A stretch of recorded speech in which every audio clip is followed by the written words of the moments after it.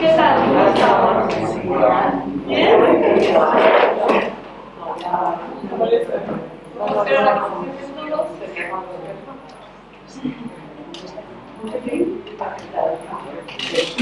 la presentación de todos.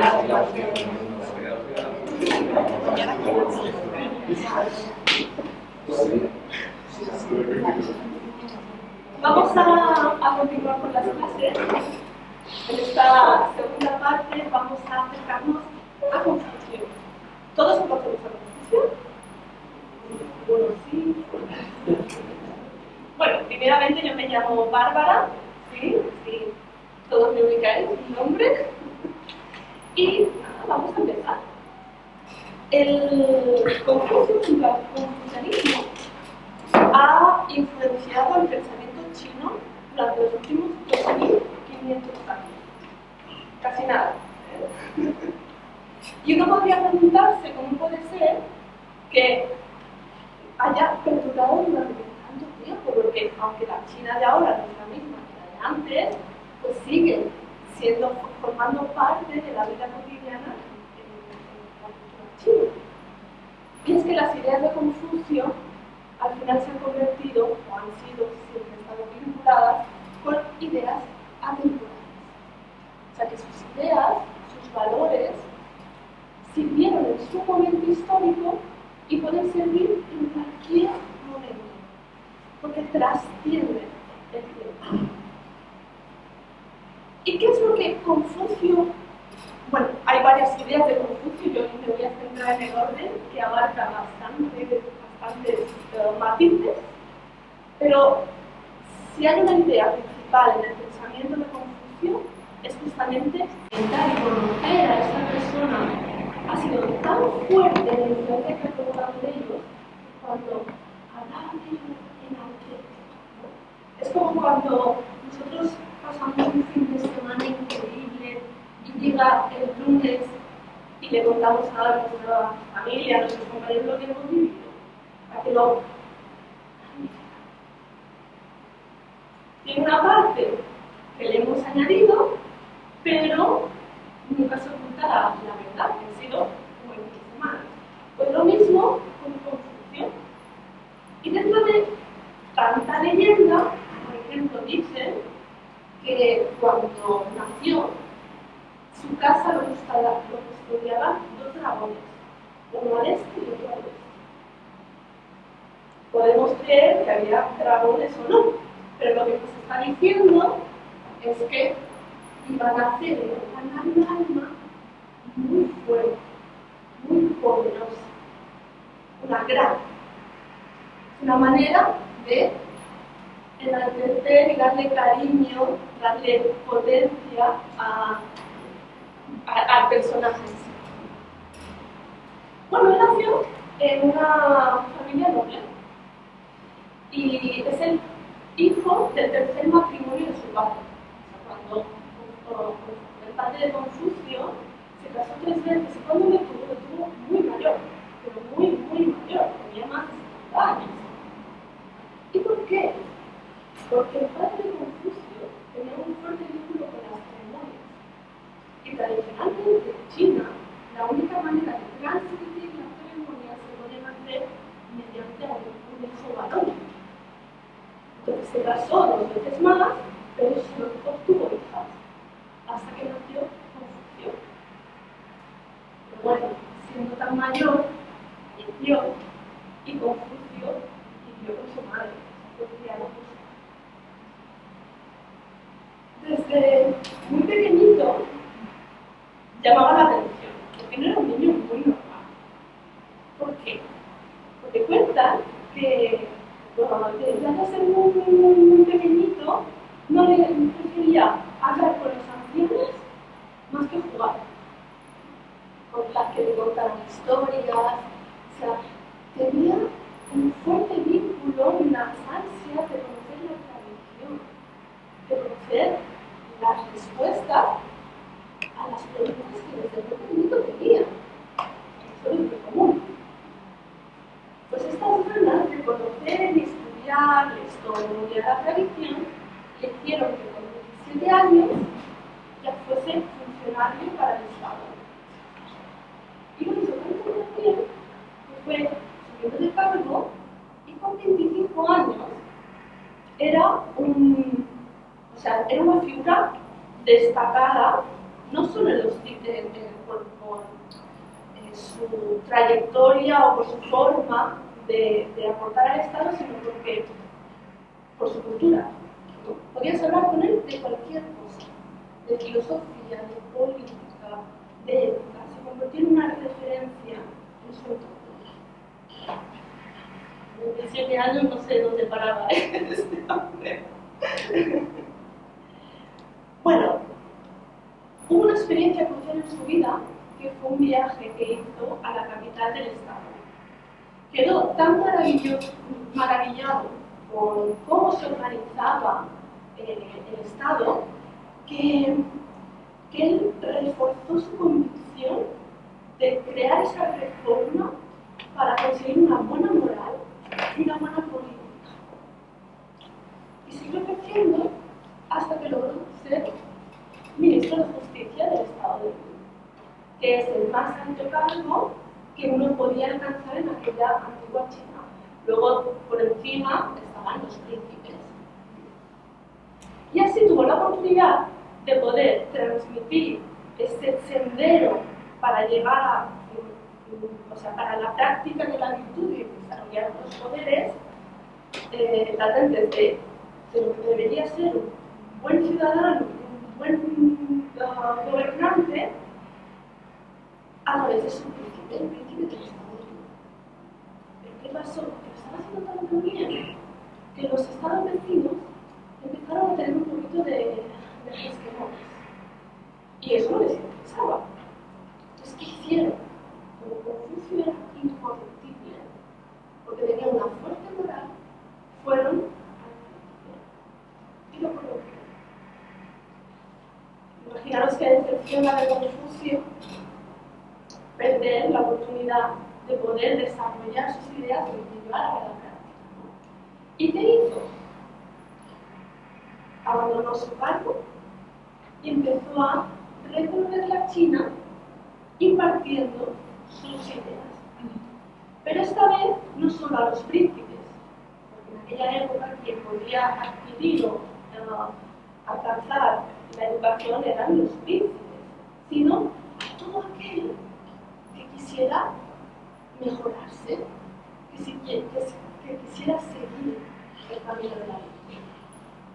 Eso fue muy rompedor en la época. Como comprenderéis, en algunos sitios le acogió muy bien y en muchos otros casi peligraba su vida. Como le pasaba a Sócrates, ¿no? Que creaba ciertos... Finalmente, dedicó toda su vida a ello y falleció con 73 años, dejando todo este gran legado que está básicamente centrado en la justicia, en el republicanismo y esa ética como camino a una sociedad armónica. Y bueno, este es Confucio, al menos la biografía para aquellos que no lo conocían. Vámonos al orden, que es lo que nos interesa. Y eso es una frase que resume esta idea troncal en su filosofía. Es un orden social racionalizado a través de la ética y basado en la cultura personal. La primera palabra es el orden. El orden a veces está malentendido, porque puede parecer algo rígido, pero tiene un matiz. Se refiere al orden natural. O sea, cuando uno se fija en la naturaleza, lo que le rodea, vemos que todo el universo está ordenado. Todo. Las estaciones están ordenadas, antes me fijaba, los pétalos de las flores están ordenadas. O sea, todo está ordenado, hasta lo que aparentemente está desordenado, lo está. Como por ejemplo una junta. Un desorden, ¿no? Porque cosas por todas partes, no sabes lo que te va a salir por cualquier esquina. Pero todo convive en un gran macro macrobios en el cual cada cosa cumple la función armónicamente, como para que funcione. O sea, hay un orden más allá de lo aparente. Y la cuestión es cómo llegó este orden natural que se puede ver en la naturaleza al ser humano, o sea, al ser social. Y él es, ya vais a ver que Confucio es profundamente práctico, de mucho sentido común. Nos va a decir muy fácil que cada cosa ocupe el lugar que le corresponde. Claro, bueno, tiene sus matices, ¿no? ¿Cómo lo llevamos eso a lo práctico? Y él nos aporta la rectificación de los nombres. O sea, llamar a cada cosa por lo que es. Por ejemplo, podemos llamar padre a aquel que cumple la función de padre. Madre a que cumple la función de madre. Hijo, hermano. Y para ello nos contaba, porque no es tan sencillo, como podéis ver, nos contaba la anécdota del cuenco Q. El cuenco Q se traduce como el cuenco con esquinas. Es un cuenco especial que se usa para la ceremonia de los ancestros. Es un cuenco que, por lo general, se transmite de generación en generación, se va de padre a hijo. Es un cuenco con esquinas. Pero ¿qué le pasa a ese cuenco? Que lleva tanto tiempo que las esquinas se han redondeado. Ya no se ven las esquinas. Pues imaginar que de repente sabemos chino y estamos en la China y tenemos la oportunidad de vivir una ceremonia. Y te dicen, ves al armario a coger el cuenco por esquinas. Y al armario y no encuentra el cuenco por esquinas. ¿Por qué no lo encuentra? Porque ya no tiene esquinas. Entonces ya no se le puede llamar cuenco con esquinas, tendrá que llamarse de otra manera, la forma que haya decidido. ¿Ves cómo no es tan fácil? Porque no nos entendemos cuando hablamos. Pues vamos a llevarlo a lo social, ¿no? Esto a veces impacta. Por ejemplo, a un político se le llama político, ¿no? Cuando cumple la función de político. Si un político es corrupto, no se le puede llamar político. Se le hay que llamar corrupto. Claro. Bueno, es casi en ningún sitio. Igual, si alguien es mentiroso, hay que llamarlo mentiroso. O un sacerdote. Un sacerdote se le llama sacerdote cuando su palabra trata sobre temas de Dios. Cuando no trata temas sobre Dios, no se le puede llamar sacerdote. ¿A qué es el sentido común? ¿Cómo cambiaría la cosa si aplicáramos la rectificación de los nombres? Bueno, pues como digo, es tan de sentido común que esta frase la vais a conocer todos. La famosa frase de Confucio. El hombre que comete un error y no lo corrige, comete otro error. Sencillo, ¿no? Pues con esta razón, ¿no? Racionalizado, nos va a dar otro punto muy interesante, que es que la ética y la política no son diferentes. No hay distinción entre ética y política. Y nos va a dar una definición sobre ética y política tan bonita, tan bonita.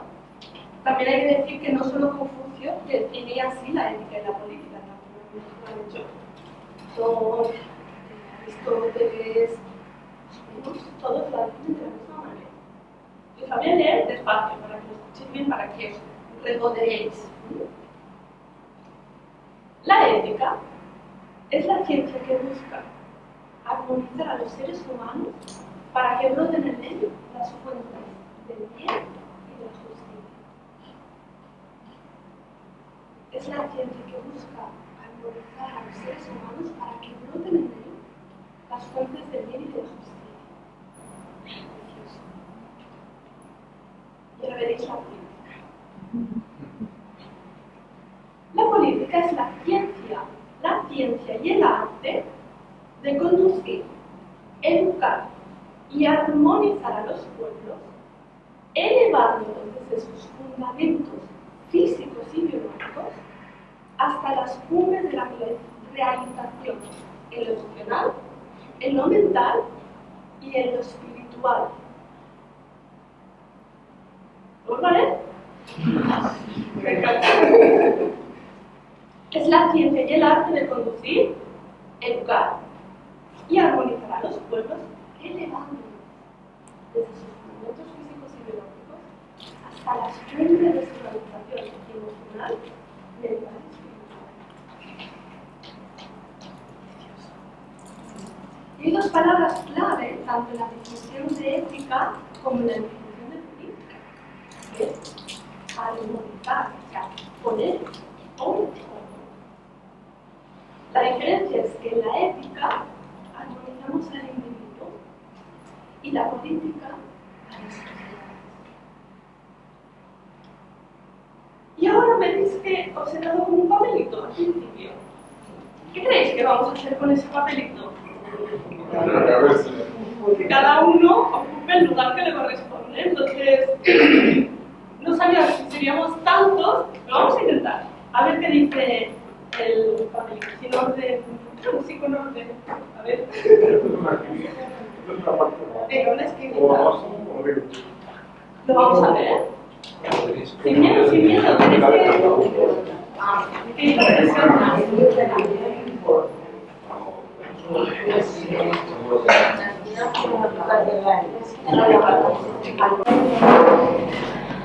El orden político es el fruto de un orden ético.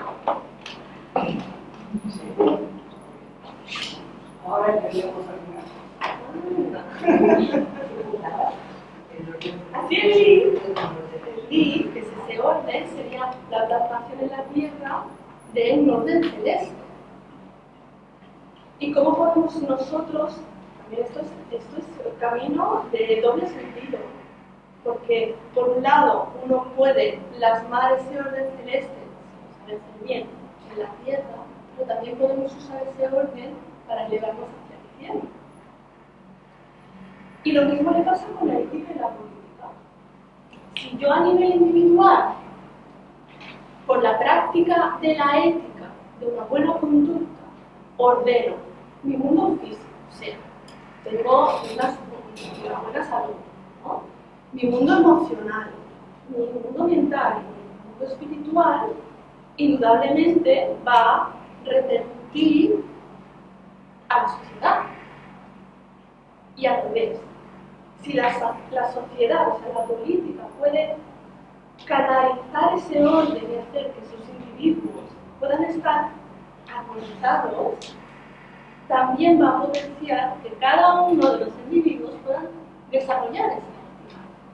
Tiene camino de doble sentido. Y por eso, Confucio dedicó toda su vida a hablarnos del orden. Y dedicó toda su vida a darnos ese orden y a dar un sendero por el cual desarrollar esa virtud, esa armonía. Y ese ser humano que no solo quería aprender a decirse a sí mismo, sino que estaba dispuesto a decir a los demás, lo llamó el hombre justo. Y es a través del hombre justo que podemos lograr que esa ética y esa política estén en consonancia. Esto de dirigir es una palabra que a veces no se entiende, ¿no? Y a mí me gusta siempre hacer el símil con un director de orquesta. De hecho, hay una anécdota muy bonita, a mí no lo conocen, pero no la voy a contar toda, porque es no me voy a extender. Uno podría pensar que un director de orquesta realmente no hace mucho. Se planta delante de los músicos, da la entrada y lleva el ritmo. Claro, luego están los músicos que han aprendido a tocar los instrumentos, a leer las partituras, tienen la capacidad de tocar, ¿no? O de cantar. Y queda ahí. Pero no es exactamente eso, ser director de orquesta. El director de orquesta tiene que coger esa pieza, encontrar cuál es la idea que se esconde detrás de ella, transmitirla a los músicos a través de los sentimientos, no las notas. Las notas son importantes, ¿no? Aquí no es importante las notas, son los sentimientos. Y que los músicos, en su conjunto, lo puedan transmitir a la gente. No es fácil, porque es un camino muy largo. O sea, va desde las manos del director, que se dirigen a los instrumentos, que son ejecutados por un músico que en principio tiene una buena formación, y el camino hacia el público. Y el público se emocionará, o sea, recibirá la idea de esa canción si también viene un poco preparado. Pues dirigir es esto. Es saber qué ideas son las que hay que canalizar y de qué manera transmitirlas y que trabajen en conjunto para hacer música. Llevar el ritmo, llevar normas, ejecutar normas es muy fácil, pero hacer música no es fácil. Pues eso es dirigir.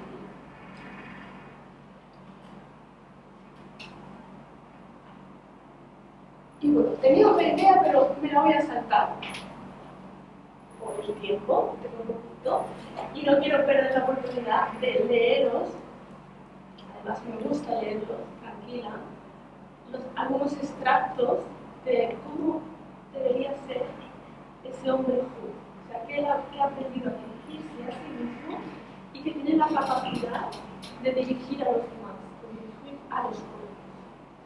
Y son 12 minutos. Es tan bonito.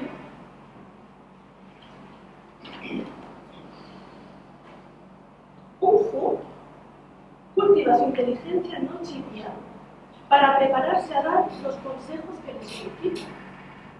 Cultiva la integridad y la honestidad de carácter, encontrándose presto para el momento en que tenga que gobernar.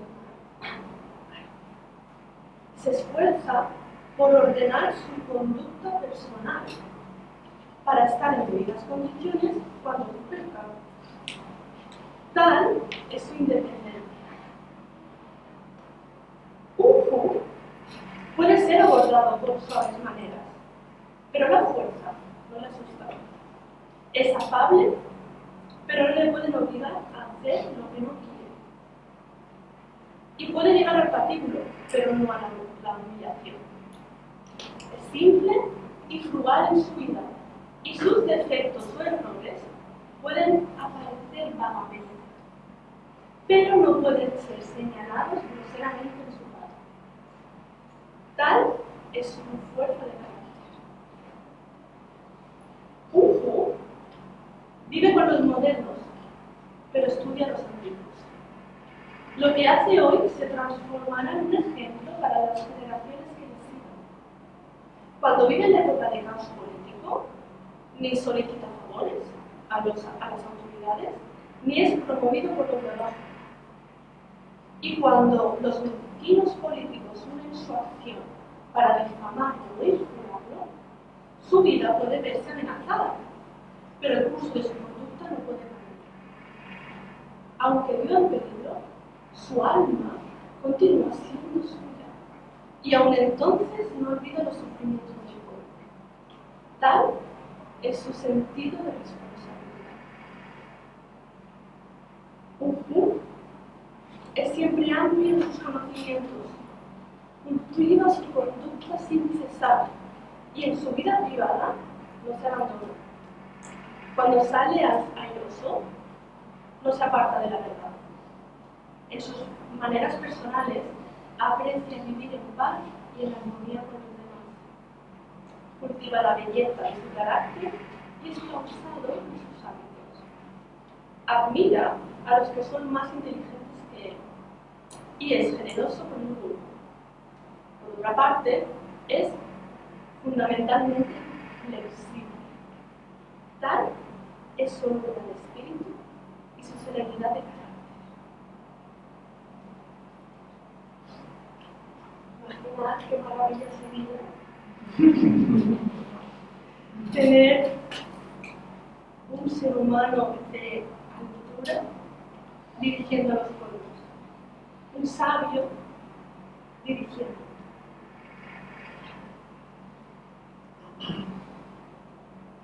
Y bueno, esto es lo que os he traído de Confucio y Edoquia.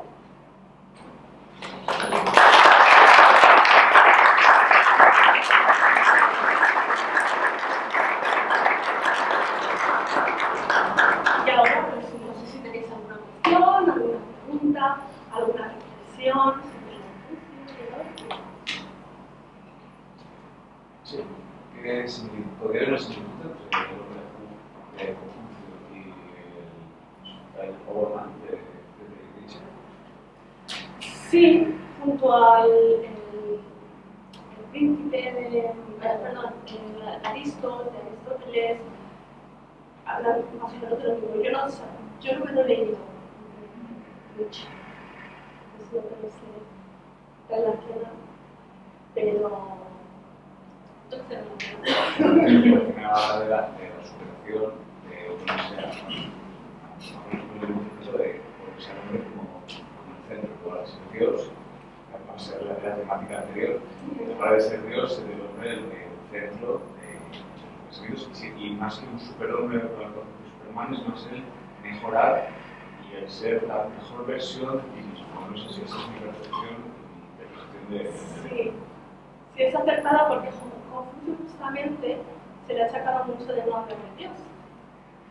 Y no es que no hablara de Dios, Dios estaba presente en toda su filosofía. Lo que pasa es que era muy práctico. Él decía, ¿cómo voy a conocer el Tao si aún no conozco a los hombres? O sea, primero ordenemos a los hombres y luego nos dedicaremos a Dios. Pero es verdad que siempre le dedicaba un poquito de tiempo, así que parece muy práctico, ¿no? Y muy humanista en ese sentido, aunque es verdad que detrás siempre estaba Dios. Y también es este afán de poder practicar la virtud. La virtud al final son nuestras fortalezas, nuestras potencias interiores, nuestras fortalezas interiores. Es aquello que nos hace mejores, nos hace ponernos de puntillas, ¿no? Y acercarnos a algo que va más allá de lo humano. Es casi como ser héroes, más que, no voy a decir dioses porque nos viene muy lejos, pero ser héroes, ¿no?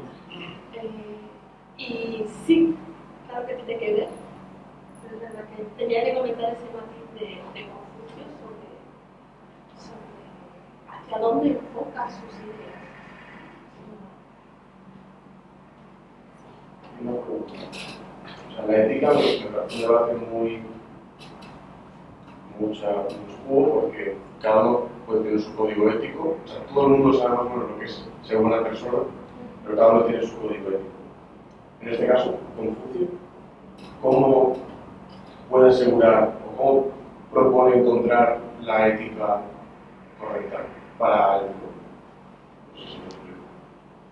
Claro, en eso tendríamos que definir qué es la ética. Muchas veces se vincula la ética con el simple tener unas normas de conducta, unas normas sociales, pero la ética va un poquito más allá. O sea, si tenemos que seguir una ética, unas ideas, unos valores, que al menos estos tengan fundamento. O sea, como decía al principio, ¿no? Valores que trasciendan en el tiempo, que sabes que funcionaron, funcionan y funcionarán en el futuro. Entonces, las modas, hay normas que son temporales, que funcionan en un momento. Está muy bien, porque cumplen su función, ¿no? Pero hay ética, que la ética tiene un matiz también, que ahora digo. Hay ética que merece más la pena ser vivida. La ética siempre va de la mano de la práctica. Los clásicos, los antiguos, no podían separar lo teórico de lo práctico. Entonces, ¿cuál era la buena ética que había que practicar? Aquella que siempre hacía mejor y que hacía mejor en todo.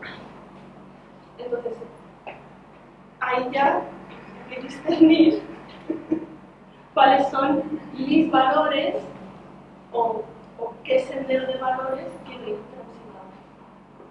Mejor a la mayoría. Lo mejor para la mayoría. Sí, en parte sí. En parte es eso.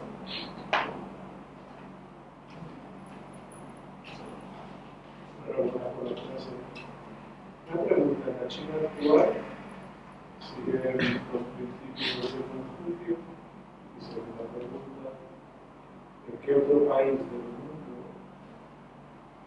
siguen estos principios?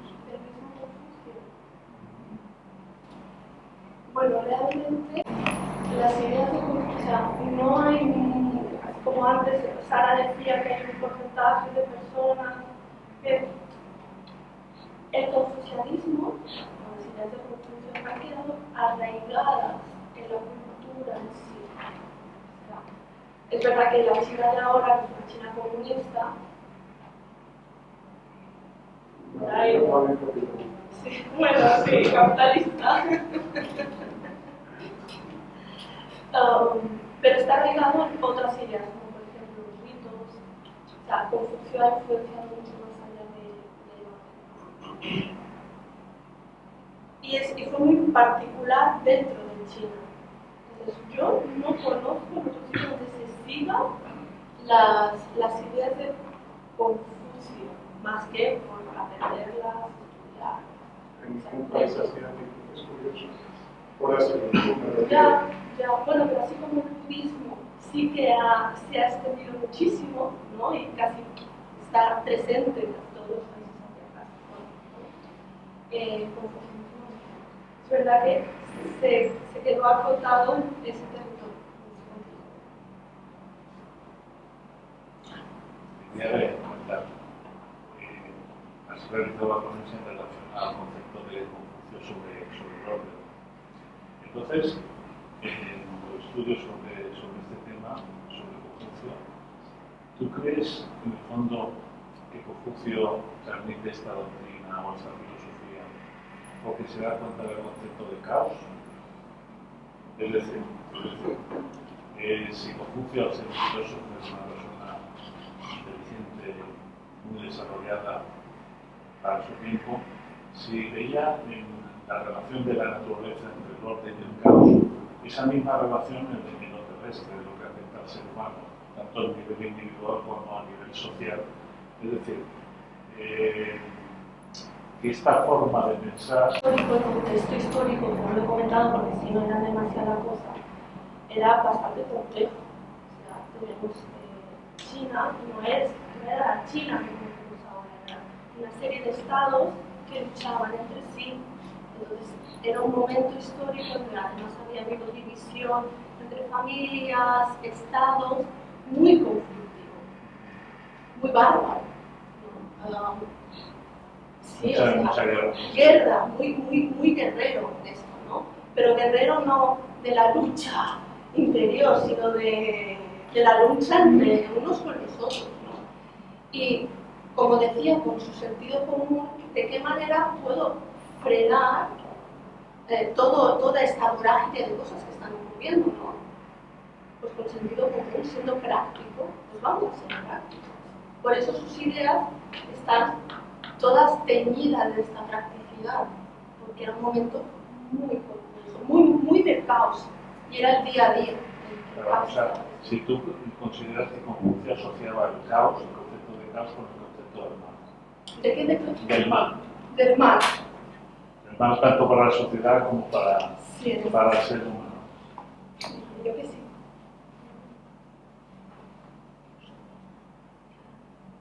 El orden me lleva al bien, en este sentido, y el caos o sea, el desorden me lleva al malestar, al conflicto.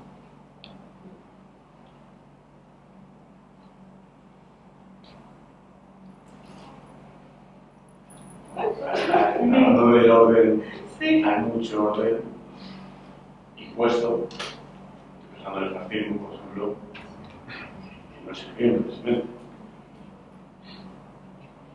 O sea, quiero decir, estamos hablando que el orden lleva al bien y el caos lleva al mal, pero también, o sea, al final es una cuestión, es un poco lo que yo decía de la ética, o sea, es que se interpreta por orden, que no se interpreta por orden.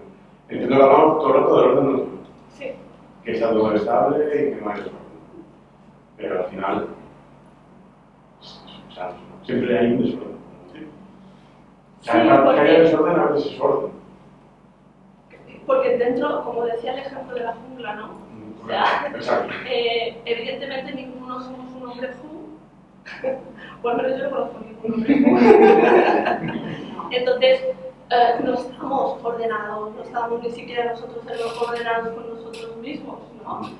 Entonces, evidentemente, hay desorden y definir o decidir qué es hasta cierto punto, qué está tan bien o qué no está tan bien, no es fácil. Pero para eso tiene que haber un prejuicio que tiene la capacidad de discernir, de poner objetividad. Que dice un hombre juez, dice muchos hombres jueces. Que sean ejemplos. Que sean ejemplos. Y que puedan razonar. Que se bien. Para añadir una cosa a lo que tú has dicho, porque tú has acompañado la palabra orden de un adjetivo que es impuesto, que para mí como que es la forma de distinguir, digamos, el orden que concebía Confucio con este tipo de orden que no tiene absolutamente nada que ver, porque el orden de Confucio, o también el orden que podríamos decir de Platón, de la República, donde él decía que cada uno tiene su lugar natural, es que tú mismo encuentres ese lugar, que tú mismo te pongas en la posición, en el lugar que naturalmente te corresponde, nadie te lo impone. Entonces, es mi opinión, ¿no? La imposición en las sociedades totalitarias me lleva a un orden que es ficticio, que no es orden, es muy diferente del orden del que hablamos.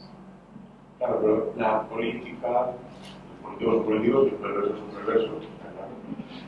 Pero al final están muy pervertidas en muchas ocasiones y se utiliza el argumento del orden